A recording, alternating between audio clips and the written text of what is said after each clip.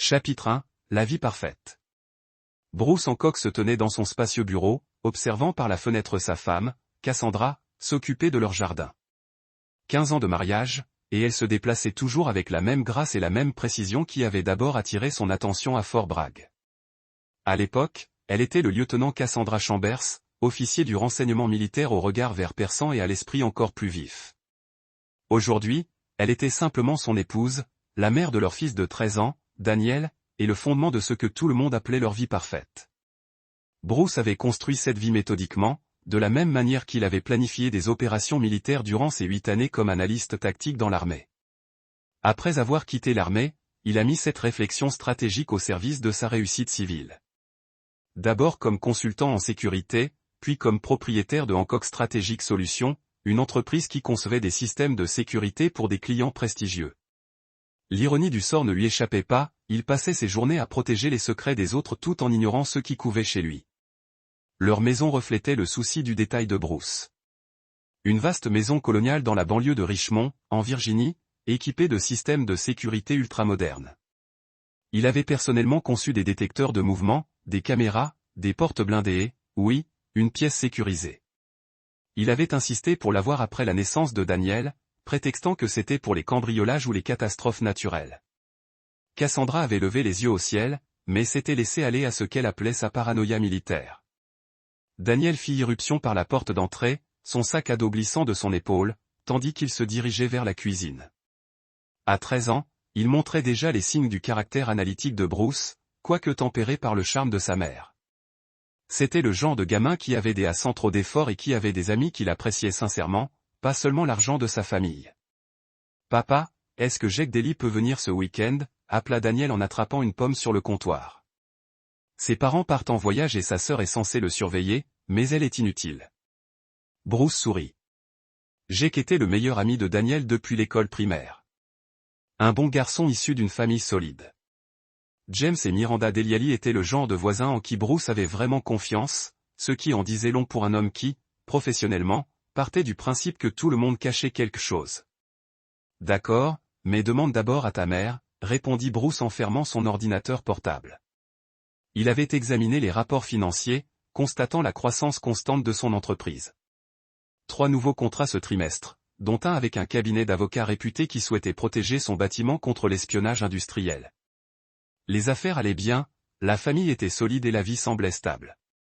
Ce soir-là, la famille Hancock était assise autour de leur table à manger en acajou, partageant les événements de la journée autour des fameuses lasagnes de Cassandra. C'était un rituel que Bruce chérissait. Pas de téléphone, pas de télévision, juste des conversations. Cassandra parla de son bénévolat au refuge pour animaux local, une passion qu'elle avait développée après avoir quitté l'armée. Daniel leur raconta des anecdotes de l'école, notamment un récit détaillé de la façon dont son professeur de sciences, M. Gregory Conway, avait rendu la chimie vraiment cool grâce à une démonstration explosive. M. Conway a l'air d'être un sacré professeur, observa Bruce, remarquant l'éclat des yeux de Daniel lorsqu'il parlait de cet homme. Il est génial, s'exclama Daniel. Il était dans l'armée, lui aussi, comme toi et maman. Il dit qu'il était expert en explosifs ou quelque chose comme ça avant de commencer à enseigner. Cassandra sourit, mais Bruce perçut quelque chose dans son expression, une lueur qu'il ne parvenait pas à identifier. Dans son travail, il avait appris à lire les micro-expressions, et ce regard fugace le dérangeait plus qu'il ne voulait l'admettre. Après le dîner, pendant que Daniel travaillait sur ses devoirs et que Cassandra rangeait, Bruce se retira à son bureau pour visionner les images de sécurité de l'immeuble d'un client. C'était un travail de routine, mais cela lui permettait de rester à jour. En parcourant des heures de caméras de surveillance banales dans les couloirs, son esprit se perdit dans l'expression de Cassandra.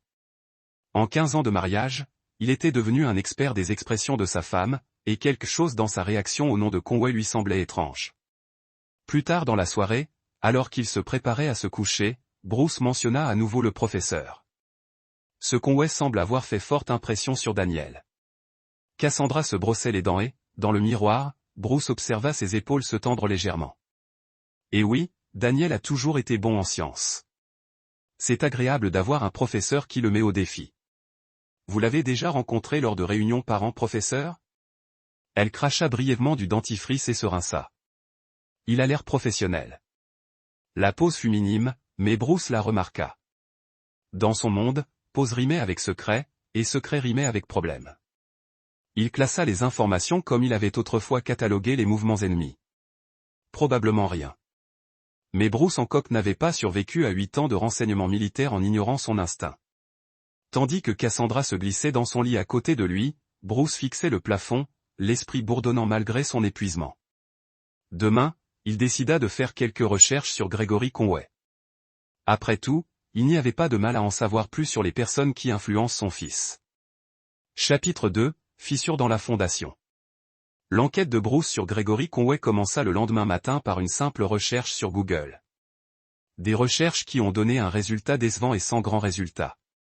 Les archives publiques montraient que Conway avait 38 ans, était divorcé, sans enfant et avait effectivement servi dans l'armée comme spécialiste de la neutralisation des explosifs avant de se reconvertir dans l'enseignement 5 ans auparavant. Il enseignait à l'école Daniel depuis 2 ans, avait un casier judiciaire vierge et était, de l'avis général, apprécié des élèves et des professeurs. Mais la formation militaire de Bruce lui avait appris que les ennemis les plus dangereux étaient souvent les plus ordinaires. Il avait profité de sa pause déjeuner pour effectuer une vérification plus approfondie de ses antécédents grâce aux ressources mises à sa disposition par son cabinet de conseil en sécurité. Le dossier militaire de Conway était exemplaire, 2 missions en Afghanistan, de multiples distinctions, une libération avec mention honorable. Son divorce avait été prononcé il y a 3 ans, invoquant des différends irréconciliables, sans aucune trace d'infidélité ou de violence. Pourtant, quelque chose taraudait Bruce. Peut-être était-ce la façon dont Cassandra avait dit que Conway semblait professionnel, ou la légère hésitation avant sa réponse. Sa femme était bien plus que cela, mais elle n'avait jamais été une bonne menteuse, du moins pas avec lui. Ce soir-là, Bruce rentra tôt à la maison. De trouver Cassandra au téléphone dans la cuisine. Elle parlait doucement, presque en chuchotant, et raccrocha aussitôt en le voyant. « Qui était-ce » demanda-t-il nonchalamment en desserrant sa cravate. « Oh, juste le refuge pour animaux. Nous prévoyons une collecte de fonds le mois prochain. » Elle sourit, mais son sourire n'atteignit pas son regard. « Comment s'est passée ta journée ?» Bruce avait mené suffisamment d'interrogatoires pour reconnaître les dérobades. Le refuge était l'excuse habituelle de Cassandra pour ses appels téléphoniques inexpliqués, ses réunions de bénévoles qui se prolongeaient et ses changements d'horaire. Il ne l'avait jamais remise en question auparavant, car il lui faisait entièrement confiance. Maintenant, cette confiance lui semblait naïve. Au dîner, Daniel décrivit avec enthousiasme une sortie scolaire que sa classe de chimie organisait dans un laboratoire local. « Monsieur Conway l'a organisé personnellement », dit-il entre 2 bouchées de pain de viande. Il connaît quelqu'un qui y travaille. On assiste à des tests d'explosifs. C'est très attentionné de sa part, dit Bruce en observant attentivement la réaction de Cassandra. De nouveau, cette micro-expression, un serrement autour de ses yeux disparut si vite qu'il faillit la manquer. Après le départ de Daniel au lit, Bruce affronta ses soupçons de front. « Cass, tout va bien ? Tu sembles distant ces derniers temps. » Elle leva les yeux de son livre. Une surprise sincère traversa son visage. « Distant ? Je ne vois pas ce que tu veux dire. Les appels téléphoniques, les nuits tardives au refuge, ta façon de réagir quand on parle de l'institutrice de Daniel. » Bruce garda une voix neutre, sans accusation. Je ne cherche pas à être paranoïaque, mais quelque chose semblait différent. Pendant un instant, il crut qu'elle allait avouer ce qui la tracassait. Son visage s'adoucit et elle reposa son livre. Bruce, tu sais que je t'aime, n'est-ce pas? Toi et Daniel, vous êtes tout pour moi. Bien sûr que je le sais. Elle se rapprocha du canapé et lui prit la main. Parfois, j'ai l'impression qu'on oublie que j'ai eu une vie avant toi, avant Daniel. Parfois, de vieux amis me contactent et ça me rappelle des souvenirs. C'est tout. C'était une explication raisonnable, délivrée avec la sincérité qui l'avait fait tomber amoureux d'elle. Mais l'oreille exercée de Bruce capta la construction soignée de ces mots. Techniquement vrai, mais conçu pour tromper. Elle lui donnait juste assez de vérité pour détourner les soupçons tout en cachant la véritable histoire. Cette nuit-là, Bruce resta éveillé longtemps après que Cassandra se fût endormie. Son esprit explora des possibilités, toutes plus inquiétantes les unes que les autres. Dans son travail, il avait vu ce que la trahison pouvait faire à une famille. Avec quelle rapidité la confiance pouvait s'effondrer une fois les fondations compromises.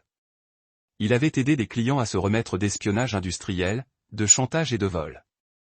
Mais il n'avait jamais imaginé qu'il pourrait avoir besoin de se protéger de quelqu'un qui dormait à ses côtés. Le lendemain matin, Bruce prit une décision qui allait tout changer. Il appela son bureau et libéra son après-midi. Il se rendit ensuite à l'école de Daniel. Il se dit qu'il était paranoïaque, qu'il observerait une interaction entre Cassandra et Conway et apaiserait ses craintes. Il se gara en face de l'école à l'heure de la sortie, regardant les élèves sortir du bâtiment. Daniel et Jake sortaient tous les jours, les deux garçons riant d'une chose en se dirigeant vers la zone de ramassage. Bruce s'apprêtait à démarrer lorsqu'il vit la BMW argentée de Cassandra s'arrêter sur le trottoir. Mais elle ne se gara pas sur la zone de ramassage prévue. Au lieu de cela, elle contourna le bâtiment, près de ce qui ressemblait à un parking réservé au personnel. Bruce vit un homme sortir d'une portière latérale, grand, mince, avec une posture assurée qui trahissait un passé militaire. Même de loin, Bruce pouvait voir qu'il s'agissait de Gregory Conway. La suite des événements le glaça. Conway s'approcha de la voiture de Cassandra, se pencha vers la vitre du conducteur, et les deux hommes discutèrent pendant plusieurs minutes. Il n'y avait rien de romantique dans cette interaction, mais Bruce reconnut le langage corporel. La façon dont la main de Conway reposait sur la portière, la façon dont Cassandra relevait la tête pour le regarder, la subtile intimité de leur position. Puis Conway jeta un coup d'œil autour de lui, scrutant les environs avec la vigilance exercée de quelqu'un entraîné à guetter les menaces. Son regard parcourut la voiture garée de Bruce sans s'arrêter, mais Bruce se sentit néanmoins exposé. Ce n'était pas une rencontre fortuite entre un parent et un professeur. C'était une rencontre clandestine entre deux personnes qui savaient qu'elles avaient quelque chose à cacher. Bruce démarra son moteur et s'éloigna avant qu'il ne puisse le repérer. Ses mains agrippèrent si fort le volant que ses jointures blanchirent et une fureur froide familière s'installa dans sa poitrine. Le même sentiment qu'il avait éprouvé en Afghanistan, lorsque les renseignements indiquaient une attaque imminente. Il rentra chez lui en silence, l'esprit déjà en mode opérationnel. 15 ans de mariage et Cassandra entretenait une liaison avec le professeur de son fils. La trahison était profonde, mais sous la douleur se cachait quelque chose de plus dangereux. La colère méthodique d'un homme qui avait passé des années à apprendre à neutraliser les menaces.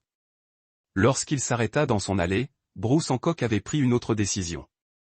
Il ne les confronterait pas directement, ne leur donnerait pas l'occasion de mentir, de manipuler ou de monter Daniel contre lui. Au lieu de cela, il ferait ce qu'il faisait le mieux, recueillir des renseignements, planifier soigneusement et frapper au moment où il s'y attendrait le moins. Après tout, Cassandra le connaissait peut-être comme un mari et un père aimant, mais elle avait apparemment oublié qu'il était aussi très doué à la guerre. Chapitre 3, l'art de la guerre. Bruce passa les 2 semaines suivantes à effectuer une surveillance avec la précision d'une opération militaire. Il installa un logiciel de localisation sur le téléphone de Cassandra pendant qu'elle prenait sa douche, plaça des GPS microscopiques dans sa voiture et commença à surveiller le relevé de cartes de crédit commun à la recherche de débits anormaux. Ce qu'il découvrit dressa le portrait d'une trahison plus profonde qu'il ne l'avait imaginé. Leur liaison durait depuis au moins 6 mois. Des SMS récupérés sur le téléphone de Cassandra révélèrent des conversations intimes entre elle et Gregory Conway, jalonnées de promesses d'avenir commun et de plaintes sur les complications de leur situation actuelle. Ils se retrouvaient dans un motel bon marché en dehors de la ville tous les mardis et jeudis après-midi, les mêmes jours. Cassandra prétendait être bénévole lors de réunions prolongées au refuge. Mais ce n'était pas seulement l'adultère qui mettait Bruce en colère. En lisant leurs messages, il découvrit que Cassandra avait partagé des détails intimes sur leur mariage, leurs finances et, pire encore, sur Daniel. Elle avait parlé à Conway du passé militaire de Bruce, de son entreprise de sécurité et même de la pièce sécurisée de leur maison. Des informations susceptibles d'être utilisées contre sa famille étaient des conversations sur l'oreiller avec un homme qui cherchait activement à lui voler sa femme. La goutte d'eau qui a fait déborder le vase fut lorsque Bruce découvrit les véritables intentions de Conway. Caché dans une conversation supprimée, il trouva des messages où Conway évoquait ses difficultés financières, ses dettes croissantes dues à son divorce, ses prêts étudiants et ses factures de cartes de crédit que l'enseignement ne pouvait pas couvrir. Cassandra avait apparemment proposé son aide, mentionnant le succès de l'entreprise de Bruce et leur compte épargne conséquent. Conway ne se contentait pas de séduire la femme de Bruce. Il se positionnait pour tirer profit financièrement de la destruction de leur mariage. L'homme était un prédateur, profitant de sa position de professeur de Daniel pour se rapprocher de la famille, exploitant l'admiration de leur fils pour accéder à sa mère. La rage de Bruce se cristallisa en quelque chose de plus froid et de plus dangereux qu'une simple colère. Il ne s'agissait plus seulement de son mariage. Il s'agissait de protéger son fils d'un sociopathe manipulateur qui avait infiltré leur vie. Il commença à planifier sa vengeance avec la même approche méthodique qu'autrefois pour planifier des opérations militaires. La première étape consistait à effectuer des reconnaissances, à comprendre les habitudes, les faiblesses et les peurs de son ennemi. Conway vivait seul dans un appartement modeste, conduisait une vieille Honda et semblait avoir peu de relations proches en dehors de ses camarades de classe. Plus important encore, son expérience dans les explosifs le rendait paranoïaque à l'égard de certaines choses, voitures piégées, colis explosifs et bruits soudains. Les faiblesses de Cassandra étaient plus personnelles. Malgré sa formation militaire, elle s'était habituée à la vie civile, baissant sa garde d'une manière impensable pendant ses années de service. Elle faisait entièrement confiance à leur système de sécurité domestique, car Bruce l'avait conçu, sans jamais imaginer qu'il puisse l'utiliser contre elle. La deuxième étape fut la guerre psychologique. Bruce commença à apporter des changements subtils à leur routine quotidienne afin d'accroître leur sécurité. Stress et paranoïa sans que cela se remarque. Il réglait la température de la maison pour que certaines pièces soient inconfortablement chaudes ou froides. Il programmait des lumières pour qu'elles clignotent occasionnellement, juste assez pour être remarquées, mais pas au point de paraître cassées. Il déplaçait de petits objets. La tasse à café de Cassandra, son stylo préféré, ses lunettes de lecture, créant un sentiment de malaise sans cause apparente. Parallèlement, il commençait à faire des commentaires sur l'infidélité dans des conversations informelles. Des anecdotes sur des clients dont le mariage s'était mal terminé, des articles de presse sur l'adultère, des observations sur le fait qu'on ne connaît jamais vraiment quelqu'un. Rien de direct, rien d'accusateur, mais suffisamment pour semer la culpabilité et la peur. La pression psychologique commença à faire des ravages. Cassandra devint de plus en plus nerveuse, sursauta à des bruits inattendus et consulta son téléphone de manière obsessionnelle. Elle commença à avoir des troubles du sommeil, ce que Bruce savait car il surveillait leur chambre avec des détecteurs de mouvement qu'il avait secrètement installés. Conway, lui aussi, montrait des signes de stress. Bruce avait commencé à le suivre occasionnellement, se tenant toujours assez loin pour ne pas être détecté, mais assez près pour être perçu comme une présence. Il savait par expérience que les soldats entraînés pouvaient sentir quand il était surveillé. Et le passé militaire de Conway le rendait vulnérable à ce genre de pression psychologique. Après 3 semaines de préparation minutieuse, Bruce était prêt à mettre en œuvre la phase la plus cruciale de son plan. Il passa un week-end entier seul pendant que Cassandra emmenait Daniel rendre visite à ses parents. Il en profita pour modifier leur système de sécurité domestique afin de contrôler totalement leur environnement. Il installa des caméras supplémentaires dans des endroits cachés, programma de nouvelles séquences pour l'éclairage et la température, et surtout, modifia la chambre forte qu'il avait construite des années plus tôt. Ce qui avait été conçu pour la protection allait désormais servir à une toute autre fin. Le dimanche soir, au retour de Cassandra et Daniel, Bruce les accueillit avec une chaleur sincère. Aux yeux de sa femme, il semblait probablement être lui-même, peut-être même plus affectueux que d'habitude. Mais Bruce était déjà en pleine phase opérationnelle, considérant sa maison familiale comme un champ de bataille et tous ses occupants comme des atouts ou des cibles. « Comment s'est passé le trajet du retour ?» demanda-t-il en serrant Daniel dans ses bras et en embrassant Cassandra sur la joue. « Longtemps » soupira-t-elle en laissant tomber son sac à main sur le plan de travail. « Maman, embrasse-la. » « Elle me demande encore quand on reviendra bientôt, promit Bruce, sachant que c'était un mensonge. Après ce qui allait arriver, il n'y aurait plus de visite familiale, plus de conversation normale, plus de faux-semblants. Cette nuit-là, Bruce resta allongé dans son lit, écoutant la respiration de sa femme et révisant son plan une dernière fois. Tout était en place. Conway pensait séduire une épouse de militaire vulnérable. Cassandra pensait qu'elle entretenait une liaison secrète avec un professeur charmant. Aucun d'eux ne réalisait qu'il tombait dans un piège tendu par quelqu'un qui avait passé des années à apprendre à détruire des ennemis sans jamais le voir venir. La première phase avait été la reconnaissance et la préparation psychologique. La deuxième phase serait la manipulation active, utilisant leur propre culpabilité, leur peur et leur désir contre eux. La troisième phase, serait la justice rendue avec la précision froide d'un homme qui n'avait jamais appris à pardonner la trahison. Bruce ferma les yeux et sourit dans l'obscurité. Demain, il commencerait à donner une leçon à sa femme et à son amant sur les conséquences de la sous-estimation de Bruce Hancock. Chapitre 4. Le chasseur devient la proie.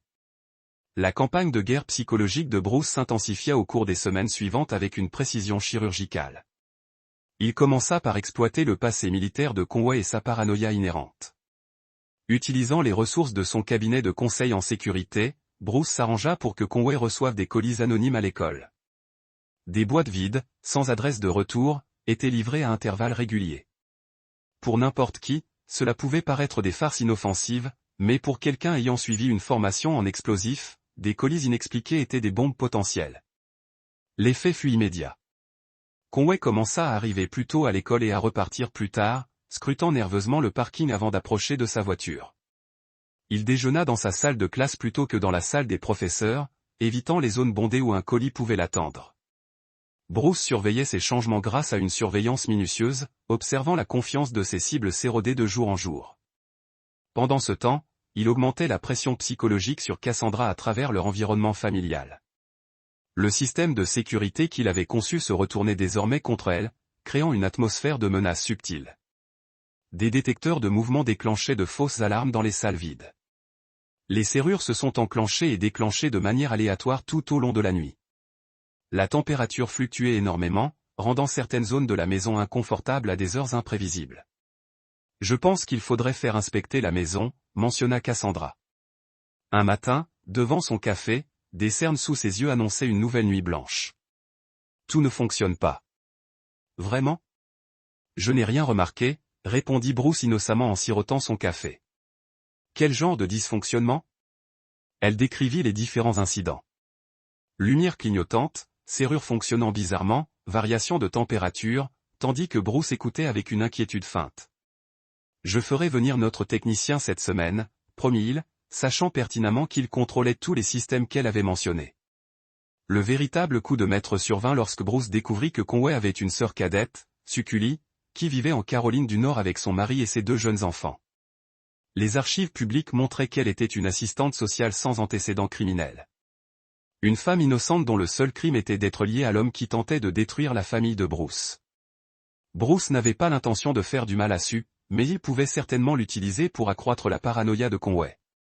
Il commença à envoyer des lettres anonymes à l'appartement de Conway, des messages qui mentionnaient des détails sur la famille dessus que seule une surveillance minutieuse aurait pu révéler, les noms de ses enfants, le lieu de travail de son mari et leur adresse.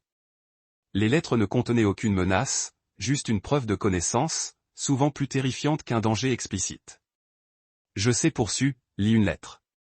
Je sais où elle travaille. Je sais où va votre neveu à l'école. L'effet psychologique fut dévastateur. Conway, déjà tendu par les mystérieux colis au travail, crut maintenant que quelqu'un ciblait toute sa famille. Il commença à téléphoner frénétiquement à sa sœur, l'exhortant à la prudence, à se méfier des étrangers et à envisager de prendre des vacances. Sue, confuse et effrayée, appela la police locale, qui ne trouva aucune preuve de menace réelle. Bruce surveillait le désespoir croissant de Conway grâce aux appels téléphoniques et aux SMS interceptés.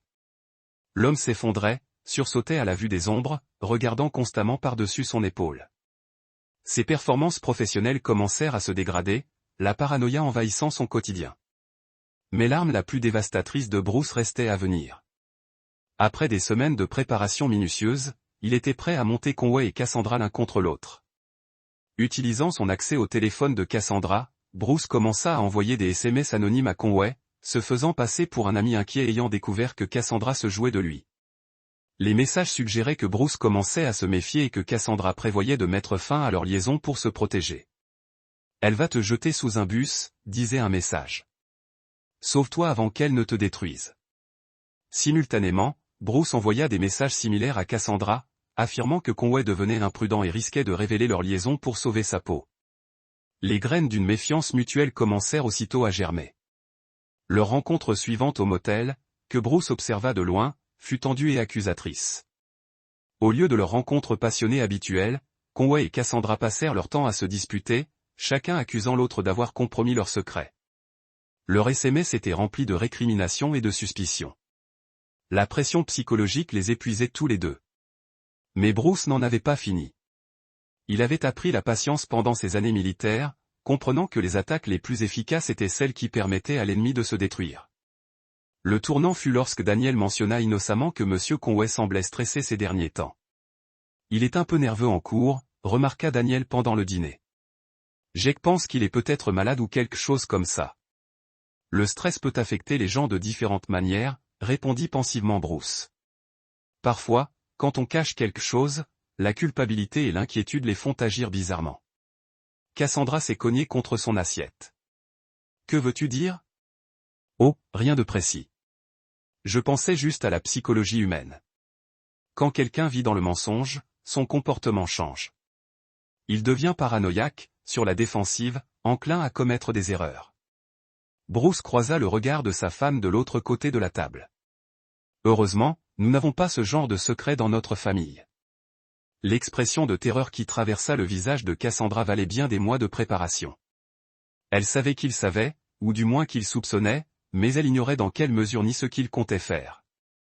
Cette nuit-là, Bruce mit en œuvre la phase finale de sa campagne psychologique. Utilisant un système de sécurité modifié, il déclencha simultanément tous les capteurs de la maison à 3 heures du matin, inondant leur chambre de lumière clignotante et d'alarmes assourdissantes. Alors que Cassandra se redressait brusquement dans son lit, désorientée et terrifiée, Bruce attrapa calmement son téléphone. Ça doit être un dysfonctionnement du système, dit-il en faisant semblant de consulter l'application de sécurité. Je vais le réinitialiser. Mais le mal était fait. Cassandra passa le reste de la nuit éveillée, les yeux rivés au plafond, sursautant au moindre bruit. Celle qui avait autrefois eu suffisamment confiance en elle pour trahir son mari avait maintenant peur de dormir dans son propre lit. Au matin, Bruce constata les conséquences de sa campagne. Cassandra et Conway étaient tous deux épuisés, paranoïaques et se retournaient l'un contre l'autre. Ils étaient exactement là où il les voulait, isolés, désespérés et totalement désemparés face à la suite. Car la guerre psychologique n'avait été qu'un amuse-gueule. Le plat principal restait à venir. Chapitre 5. La tempête parfaite. L'opportunité pour Bruce arriva plus tôt que prévu, grâce à l'enthousiasme innocent de Daniel pour sa prochaine sortie scolaire de chimie. Le garçon en parlait depuis des semaines. Une visite dans un laboratoire de recherche où travaillait l'ancien collègue militaire de M. Conway, avec démonstration d'explosions contrôlées et de réactions chimiques. Ça va être génial, papa, dit Daniel, sautillant pratiquement sur sa chaise pendant le petit déjeuner. Monsieur Conway dit, on verra comment il teste les matières explosives en toute sécurité. Peut-être que je serai un expert en bombes comme lui quand je serai grand. Devant sa tasse de café, Bruce vit le visage de Cassandra se crisper d'inquiétude. Elle était de plus en plus inquiète de l'admiration de Daniel pour Conway, craignant probablement ce qui pourrait arriver si leur liaison était découverte et que son fils apprenait que son héros était l'homme qui a détruit leur famille. Ça a l'air instructif, répondit prudemment Bruce. C'est quand, cette sortie scolaire, déjà? Vendredi prochain. On part juste après l'école et on ne rentrera pas avant ce soir. Daniel attrapa son sac à dos, déjà en retard pour sa balade avec Jake Daly. Oh, et Monsieur Conway a dit que les parents accompagnateurs pouvaient venir s'ils le voulaient. Maman, tu devrais vraiment venir avec nous. Le visage de Cassandra se vida de ses couleurs. Je ne suis pas sûr de pouvoir avoir une journée de congé au refuge. Dommage, dit Bruce d'un ton doux. J'adorerais rencontrer ce Monsieur Conway comme il faut. Je devrais peut-être plutôt me porter volontaire pour accompagner. La panique dans les yeux de Cassandra était indéniable. L'idée de Bruce et Conway dans le même espace, surtout dans un endroit où il y a des explosifs, la terrifiait clairement. Non, dit-elle rapidement, avant de se forcer à sourire. Enfin, je suis sûr que je peux réorganiser mon emploi du temps. Ça a l'air d'être une merveilleuse opportunité pour Daniel. Après le départ de Daniel pour l'école, Bruce a agi. En fait, Cass, je me disais qu'on devrait tous les deux accompagner. En faire une sortie en famille. Bruce, ce n'est pas nécessaire. J'insiste. Son ton était aimable mais ferme. Daniel grandit si vite, et je veux m'impliquer davantage dans ses activités scolaires. De plus, ses démonstrations explosives m'intéressent. Intérêt professionnel, vous comprenez. Cassandra acquiesça avec une réticence évidente, mais Bruce la vit réfléchir à toute vitesse, cherchant probablement comment prévenir Conway sans paraître suspect. Ce qu'elle ignorait, c'est que Bruce avait déjà envisagé cette possibilité et avait des plans en cours pour y faire face. Cet après-midi-là, Bruce appela l'école et parla au directeur, se présentant comme un parent intéressé à accompagner la sortie scolaire. Au cours de la conversation, il mentionna nonchalamment son expérience militaire et son expertise en sécurité, suggérant qu'il pourrait être utile dans un établissement manipulant des matières explosives. Oh, Monsieur Conway a bien mentionné qu'il espérait avoir un autre vétéran comme accompagnateur, répondit le directeur. Il semblait penser qu'avoir quelqu'un de votre expérience serait précieux pour les élèves. Laissez-moi vous appeler directement pour coordonner. Bruce sourit en raccrochant. Conway n'aurait d'autre choix que de l'appeler, créant ainsi leur premier contact direct. Il était temps de faire savoir à sa cible qu'il était traqué. L'appel arriva ce soir-là, alors que Bruce était dans son bureau. La voix de Conway était professionnelle mais tendue. Monsieur Hancock. Je suis Gregory Conway, le professeur de chimie de Daniel. Je crois comprendre que vous souhaitez accompagner notre sortie scolaire. C'est exact, répondit Bruce d'un ton amical. Daniels nous a beaucoup parlé de vous. Vous l'avez beaucoup impressionné. C'est un garçon brillant, vraiment talentueux. Il y eut un silence. Je dois vous demander, le directeur a-t-il mentionné que nous travaillerions avec des matières explosives? Compte tenu de votre expérience en sécurité, je voulais m'assurer que vous soyez à l'aise avec cela. Bruce se renversa dans son fauteuil, reconnaissant la question inquisitrice. Conway essayait d'évaluer ses connaissances et son aisance face aux situations dangereuses. Monsieur Conway, j'ai passé 8 ans dans le renseignement militaire. Je pense pouvoir gérer quelques démonstrations contrôlées. Encore un silence de plus cette fois. Bien sûr, j'aime être rigoureux en matière de sécurité. J'apprécie. La sécurité est primordiale lorsqu'on manipule des explosifs. Bruce, laisse cela en suspens un instant. J'ai hâte de te rencontrer. Daniel a un immense respect pour toi, et Cassandra parle souvent de toi. La respiration haletante à l'autre bout du fil était à peine audible, mais Bruce l'aperçut. Conway se demandait maintenant ce que Cassandra avait bien pu dire à son mari à son sujet. Bon, on se voit vendredi matin alors, dit Conway d'une voix légèrement tendue. Je ne raterai pas ça, répondit Bruce, avant d'ajouter d'un ton désinvolte. Oh, et monsieur Conway, j'espère que vous vous sentiez bien ces derniers temps. Daniel a mentionné que vous sembliez stressé. Rien de grave, j'espère. Non, juste occupé avec la planification des leçons. Vous savez comment c'est. Eh bien, je vous verrai vendredi. Pour obtenir des schémas de construction et des protocoles de sécurité. C'était à la fois élégant et dévastateur. L'installation de recherche avait une salle spécialisée conçue pour contenir des accidents explosifs, des murs en béton épais, une porte en acier renforcé et un système de ventilation séparé. Il devait protéger le reste du bâtiment en cas de problème pendant les tests. Bruce avait réalisé qu'une telle pièce serait parfaite pour un autre type de confinement. Quelque part isolé. Insonorisé et épreuve d'évasion. Quelque part, il pourrait avoir une conversation privée avec sa femme et son amant sans aucune interruption. Il a passé le reste de la semaine à faire des préparatifs finaux, y compris des modifications spéciales aux articles qu'il apporterait en excursion. Vendredi matin, tout était en place pour l'aboutissement de sa campagne soigneusement orchestrée.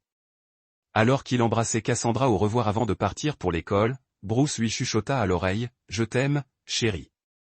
Peu importe ce qui se passe aujourd'hui, rappelez-vous que tout ce que je fais est de protéger notre famille. » La terreur dans ses yeux lui a dit qu'elle comprenait exactement ce qu'il voulait dire. Chapitre 6. Dans la tanière du lion. La excursion a commencé innocemment. Ils vont voir. Répondit, serrant les mains peut-être un instant plus longtemps que nécessaire. À propos de vous aussi. Cassandra, debout à proximité avec les autres parents, sépale à l'échange. Elle était silencieuse toute la matinée, revendiquant un mal de tête, mais Bruce savait que son vrai inconfort provenait d'être piégé entre les deux hommes avec nulle part pour courir. Le trajet vers le laboratoire a duré 40 minutes, au cours de laquelle Bruce était assis près de l'avant du bus, discutant parfois avec d'autres parents tout en gardant Conway dans sa vision périphérique. L'enseignant a passé la majeure partie du voyage à examiner les procédures de sécurité avec les élèves, mais Bruce a remarqué comment sa voix portait un léger tremblement chaque fois que Daniel posait des questions sur les documents explosifs.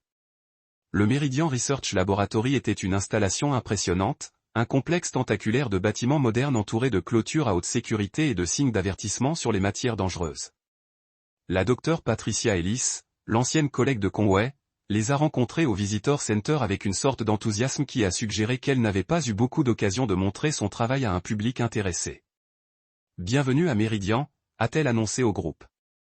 Aujourd'hui, vous verrez comment nous testons en toute sécurité des matériaux explosifs pour les applications militaires et civiles. Monsieur Conway m'a assuré que vous étiez tous assez matures pour gérer cette responsabilité. La tournée a commencé dans une classe où le docteur Ellis a expliqué la science derrière des explosions contrôlées, montrant des diapositives et des vidéos de divers tests. Protocole avec un intérêt professionnel. Il est construit selon les spécifications militaires. Mur en béton armé, porte en acier, alimentation à air indépendant. Rien ne pénètre ou sortira à moins que nous le voulons.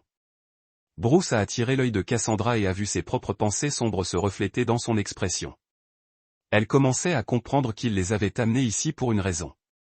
La démonstration a eu lieu dans une chambre de test contrôlée où le docteur Ellis et Conway ont montré aux étudiants à quel point de petites quantités de matériel explosif pouvaient être explosées et analysées en toute sécurité. Daniel a été fasciné, posant des questions techniques qui ont impressionné même les chercheurs professionnels. Alors que le groupe se préparait à passer à la section suivante de la tournée, Bruce a fait son déménagement. Il a approché le docteur Ellis avec une expression concernée. « Excusez-moi, docteur. Je me demande si je pouvais avoir un mot privé avec vous sur certains problèmes de sécurité. » Préoccupation de sécurité ?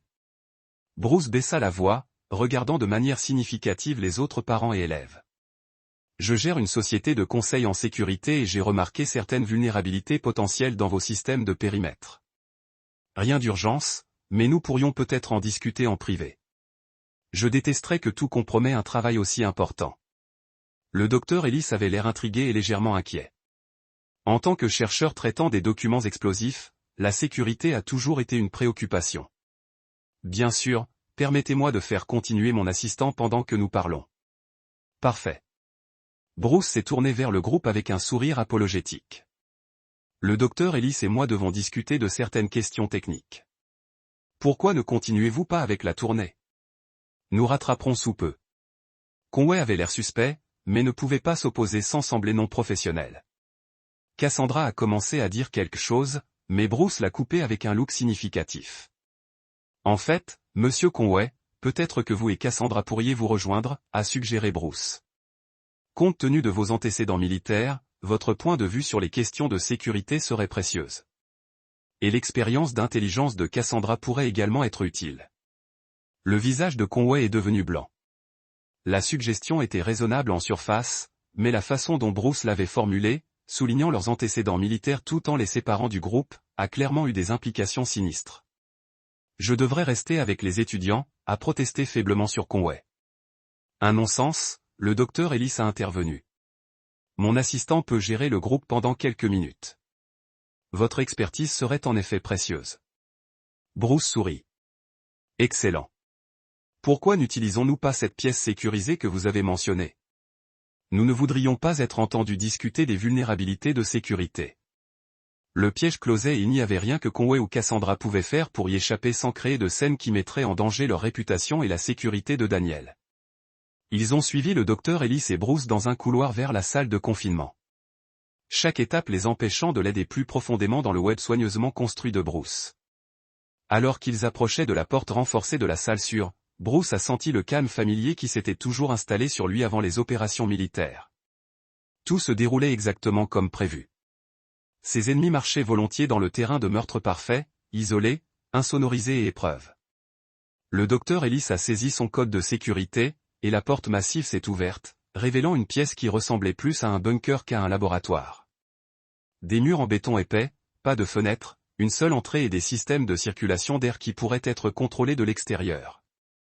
Après vous, dit agréablement Bruce, faisant gestant que Conway et Cassandra entrent en premier. Alors qu'ils traversaient le seuil, ils savaient qu'il n'y avait pas de retour en arrière. Les prochaines minutes détermineraient si Bruce Hancock était le genre d'homme qui pourrait pardonner la trahison ou le genre qui a fait payer ses ennemis pour ses erreurs de sang. La porte s'est fermée derrière eux avec un clic doux mais final. Chapitre 7. Vérité et conséquences. Ma femme m'a poussé, moi et notre fils, dans la salle de sécurité. Cachez. Restez ici. Ne faites pas de bruit. Elle siffla avant de verrouiller la lourde porte. Nous nous sommes blottis dans l'obscurité pendant des heures. Mon fils a trouvé quelque chose de rayé dans le mur du béton. J'ai allumé mon téléphone pour le lire. C'était l'écriture de ma femme. Si vous lisez ceci, il a dit, je ne suis pas désolé pour ce qui va vous arriver. Mais ce moment était encore à quelques heures. Pour l'instant, Bruce se tenait dans la salle de confinement du laboratoire Méridian avec sa femme, son amant, et le docteur Ellis, regardant son plan soigneusement construit atteindre son crescendo. Alors, Monsieur Hancock, a commencé le docteur Ellis, sortant une tablette pour prendre des notes. Quelle vulnérabilité de sécurité spécifique avez-vous remarqué? Bruce sourit froidement alors qu'il atteignit la poche de sa veste. En fait, docteur, j'ai peur de ne pas avoir été entièrement honnête avec vous. Au lieu de pointer des défauts de sécurité, Bruce a retiré un petit appareil qui ressemblait à un ouvre-porte de garage. La confusion du docteur Ellis était évidente, mais Conway l'a reconnu immédiatement. Ses entraînements militaires criant des avertissements sur les appareils explosifs improvisés. Bruce, qu'est-ce que tu fais? Cassandra chuchota instinctivement se rapprocher de Conway. Je résolve un problème, répondit calmement Bruce. Il a tenu l'appareil. Il s'agit d'un brouilleur de signal, de grade militaire. En ce moment, aucune radio ne peut entrer ou sortir de cette pièce. Vos téléphones portables ne fonctionneront pas. Vos balises d'urgence sont inutiles et le système de contrôle des portes a été temporairement désactivé. Le docteur Ellis a atteint son téléphone, confirmant les mots de Bruce car elle ne trouvait aucun signal. Je ne comprends pas ce qui se passe ici. Docteur Ellis, je m'excuse de vous impliquer dans ce domaine, mais j'avais besoin d'un environnement contrôlé pour une conversation très importante. La voix de Bruce est restée conversationnelle, mais ses yeux étaient glacés. Vous voyez, ma femme Cassandra et Monsieur Conway ont eu une affaire depuis 6 mois. Ils se sont rencontrés au Riverside Motel tous les mardis et jeudis alors qu'elle était censée faire du bénévolat au refuge pour animaux. Le silence qui a suivi était assourdissant. Le visage de Conway est devenu cendré tandis que Cassandra avait l'air de s'effondrer. Le docteur Ellis a reculé vers la porte, voulant clairement échapper à tout ce qui allait se dérouler. Bruce, s'il vous plaît.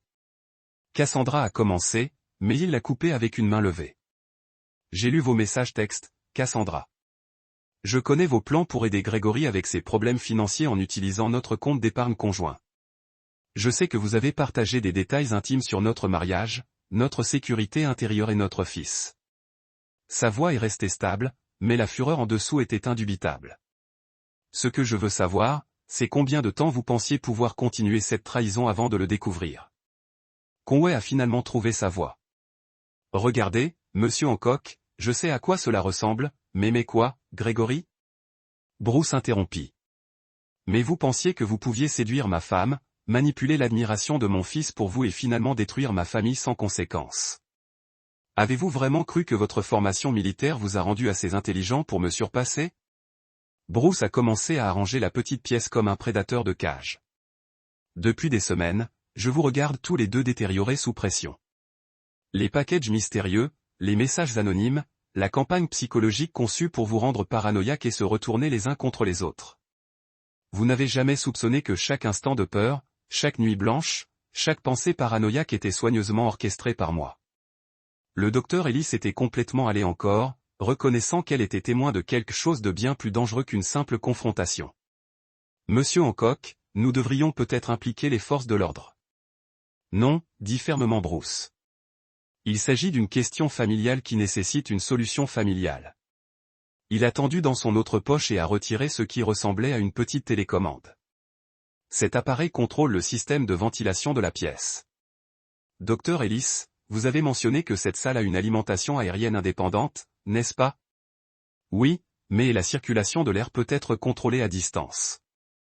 Le docteur Ellis a hoché la tête à contre-cœur, commençant à comprendre les implications.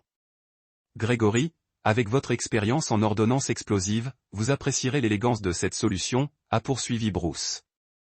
J'ai introduit une petite cartouche d'azote concentré dans l'apport de ventilation. Pas assez pour provoquer une explosion, mais suffisant pour réduire progressivement la teneur en oxygène dans cette salle au cours de plusieurs heures. L'entraînement militaire de Conway est entré immédiatement. Vous parlez d'asphyxie. Je parle de justice. Bruce a corrigé. Vous allez vous asseoir tous les trois dans cette pièce et découvrir ce que ça fait de perdre lentement tout ce qui compte pour vous.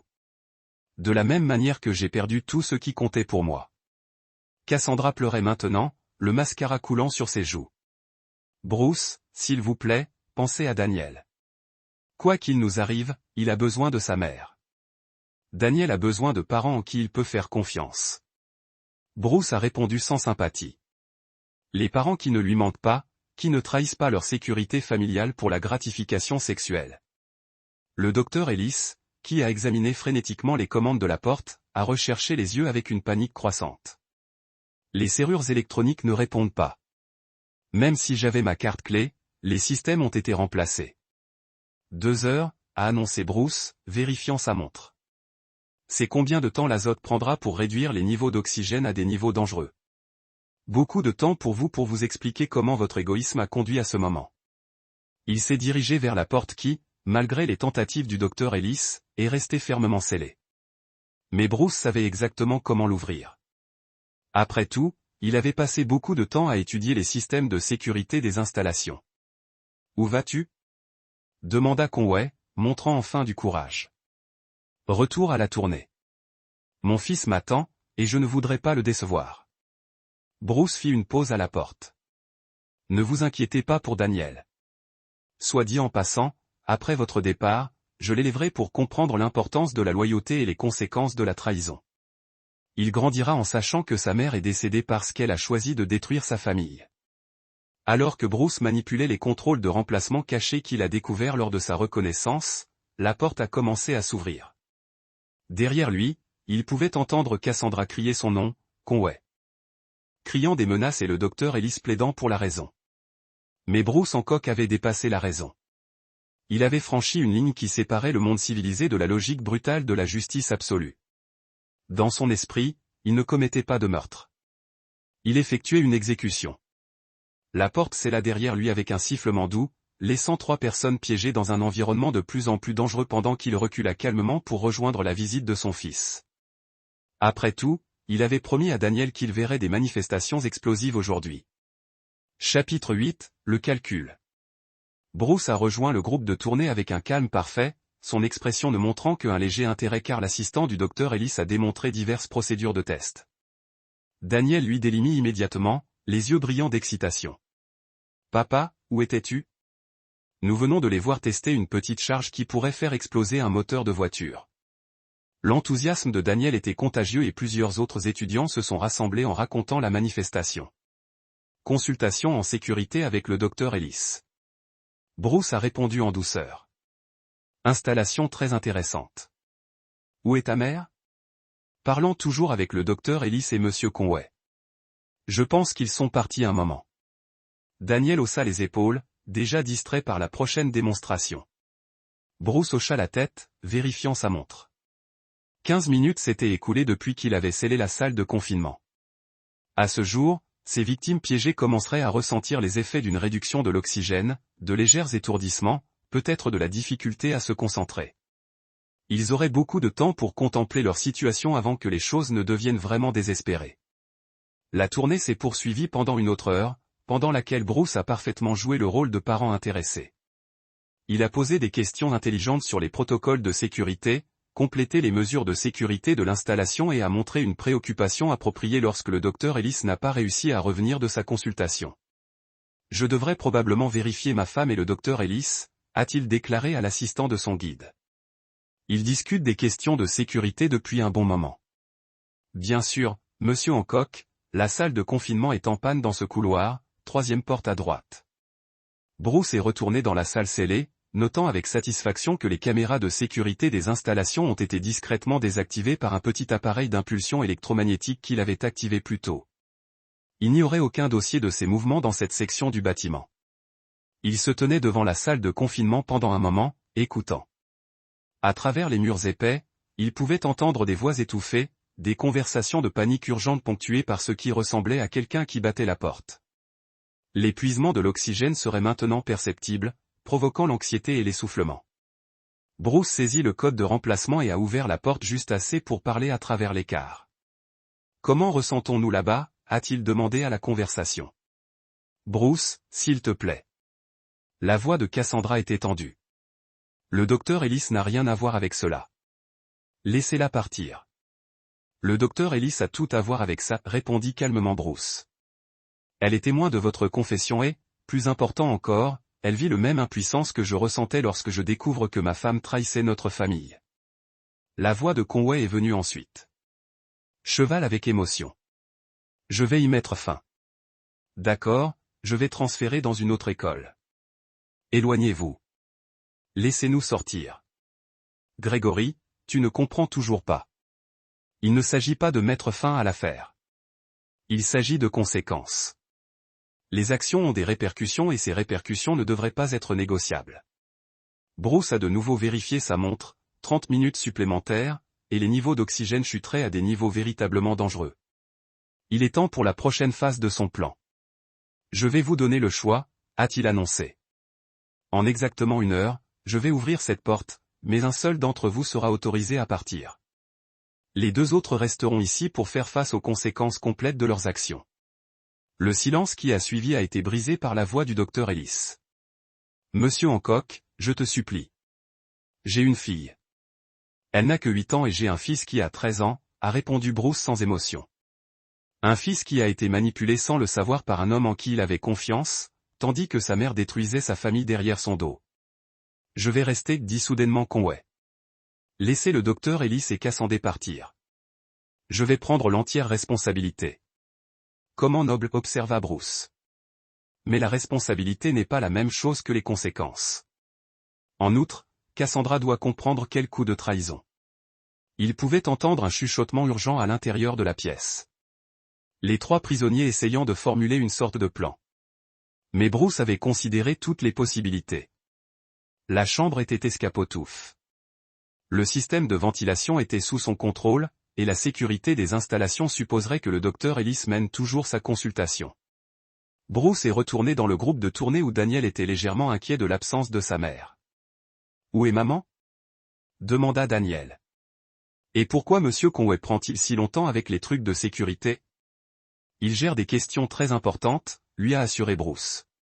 Parfois, les conversations adultes prennent plus de temps que prévu, mais Bruce pouvait voir le doute se glisser dans l'expression de son fils. Daniel était assez intelligent pour sentir que quelque chose n'était pas bien, même s'il ne pouvait pas exprimer exactement quoi.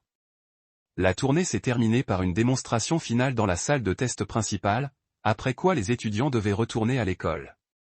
Alors que le groupe rassemblait leurs effets personnels, Bruce a fait son annonce. « J'ai peur qu'il y ait eu une légère complication », a-t-il déclaré au guide de l'assistant. Le docteur Ellis, ma femme et monsieur Conway sont encore profonds dans les discussions sur certains problèmes de sécurité. Serait-il possible pour le groupe de retourner à l'école pendant que j'attends qu'il termine ? L'assistant avait l'air incertain. Je suppose que je serai bien, mais vous êtes sûr qu'ils seront beaucoup plus longs ? Pour se produire, mais c'est un prix que Bruce était prêt à payer la justice. Sa respiration a travaillé et peu profonde. Une réduction de l'oxygène avait fait des ravages au cours des 2 dernières heures. Time's up, a annoncé Bruce, entrant dans la pièce avec un petit réservoir d'oxygène qu'il avait récupéré d'un placard d'approvisionnement d'urgence. Conway leva les yeux avec des yeux vitreux. S'il vous plaît, docteur Ellis, elle a besoin de soins médicaux. Docteur Ellis va aller bien, a déclaré Bruce, attachant un masque respiratoire au réservoir d'oxygène. Mais d'abord, nous allons d'abord avoir une conversation sur les conséquences. Conscience. L'escorta à la porte. De nouveau et se tourna vers sa femme et son amant. Le réservoir d'oxygène les garderait conscients pour la conversation qu'il avait prévue. 15 ans, Cassandra, il a commencé tranquillement. 15 ans de mariage, et vous l'avez jeté pourquoi ? Un homme plus jeune ayant des problèmes financiers ? Le frisson de se faufiler derrière le dos de votre mari ? Cassandra pleurait à nouveau, mais Bruce n'a ressenti aucune sympathie. Je vous ai tout donné. Une maison, une famille, une sécurité, un amour, et vous avez décidé que rien de tout cela ne suffisait. Bruce, s'il vous plaît, plus de plaidoyer. Il l'a coupé. Il est temps pour la vérité. Dites-moi exactement depuis combien de temps cette affaire a duré et ne laissez aucun détail. Au cours de l'heure suivante, Bruce a extrait une confession complète des 2. L'affaire avait commencé il y a 8 mois lorsque Conway est arrivé à l'école. Cassandra avait été l'agresseur initialement, attirée par ses antécédents militaires et l'excitation de la romance interdite. Conway avait été vulnérable après son divorce, en difficulté financière, et Cassandra avait offert un soutien émotionnel et matériel. Il prévoyait d'attendre que Daniel obtienne son diplôme avant de demander un divorce, de séparer les actifs de Bruce et le début d'une nouvelle vie ensemble. Dans leur logique tordue, ils se sont convaincus qu'ils étaient prévenants en attendant. Vous alliez voler la moitié de tout ce que je construisais en me faisant penser que j'étais un mari et un père aimant, a résumé Bruce. Et Gregory, vous alliez utiliser votre position en tant que professeur de Daniel pour manipuler mon fils pour vous accepter comme beau-père. Ce n'était pas comme ça, protesta faiblement Conway. C'était exactement comme ça, répondit Bruce. Vous avez tous les deux calculé que j'étais assez faible, assez confiant et assez stupide pour être utilisé et jeté quand cela convenait à vos objectifs. Bruce s'est levé et s'est déplacé vers les commandes de ventilation. Vous vous trompez cependant sur une chose. Je ne suis pas faible et je ne pardonne pas la trahison. Que allez-vous faire? Cassandra chuchota. Je vais t'apprendre la même leçon que j'ai apprise en Afghanistan, a répondu Bruce. Parfois, la seule façon d'arrêter un ennemi est de les détruire complètement. Il a commencé à ajuster le système de ventilation, mais au lieu d'introduire plus d'azote, il a commencé à pomper de l'oxygène pur dans la pièce. Haute concentration en oxygène, a-t-il expliqué cliniquement. Extrêmement inflammable. Une étincelle et cette pièce devient un incinérateur. Conway s'appuyant sur sa formation en ordonnance explosive a immédiatement compris. Tu es fou. Je suis minutieux. Bruce a corrigé. Il y a un petit dispositif incendiaire attaché au système de ventilation défini pour activer en 10 minutes exactement. Assez de temps pour moi pour atteindre ma voiture et établir un alibi. Mais Bruce n'a pas fini. C'est là que sa planification a atteint son point culminant magistral. Cependant, je vais vous donner un dernier choix. Cassandra, il y a un interrupteur de remplacement d'urgence près de la porte. Vous pouvez l'activer et sauver la vie de Gregory, mais cela déclenchera un système différent, qui vous scelle ici en permanence pendant qu'il s'échappe. Cassandra a regardé l'interrupteur, puis à Conway, puis de retour à Bruce. Et si je ne l'active pas, alors vous mourrez tous les deux ensemble, tout comme vous prévoyez de vivre ensemble. Bruce se dirige vers la porte. Choisissez judicieusement, Cassandra. Vous avez 9 minutes pour décider si votre amour est assez fort pour mourir car, ou si vous êtes prêt à tuer l'homme que vous prétendez aimer pour vous sauver. Il scella la porte derrière lui et se dirigea calmement vers la sortie de l'installation. Derrière lui, il pouvait entendre des cris et des battements étouffés, mais la salle insonorisée contenait toutes les preuves du drame final jouant à l'intérieur. Bruce a atteint sa voiture au moment où la première explosion résonnait dans le complexe de recherche. Il s'est assis sur le siège du conducteur pendant un moment, regardant les véhicules d'urgence courir vers le bâtiment, leurs sirènes coupant dans l'air du soir. Son téléphone bourdonnait d'un SMS de Daniel. « Papa, quand es-tu et maman rentrent à la maison ? Je m'inquiète. » Bruce a commencé son moteur et s'est retiré du parking. Au moment où il est arrivé à la maison, la nouvelle rapporterait un accident tragique au Meridian Laboratory, un dysfonctionnement du système de ventilation de la salle de confinement qui a conduit à une explosion. 2 victimes, toutes deux identifiées comme victimes d'être au mauvais endroit au mauvais moment. Daniel pleurait pour sa mère et son professeur préféré, ne sachant jamais que son père avait orchestré leur mort. Bruce jouerait le rôle de dévaste veuf, élevant son fils avec une sagesse durement apprise que la trahison a toujours des conséquences. Alors qu'il traversait les banlieues assombristes vers la maison, Bruce Hancock a senti la satisfaction froide d'une mission terminée. Il a découvert l'ennemi, planifié leur destruction et exécuté justice avec une précision chirurgicale. Certaines personnes pourraient appeler cela du meurtre. Bruce l'a appelé la guerre. Et en guerre, il n'y avait pas de seconde chance pour les traîtres. Son téléphone a sonné, Daniel appelant pour le vérifier.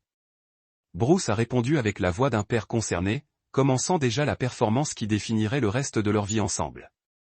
Après tout, son fils devait apprendre que dans ce monde, la loyauté était tout, et la trahison était impardonnable.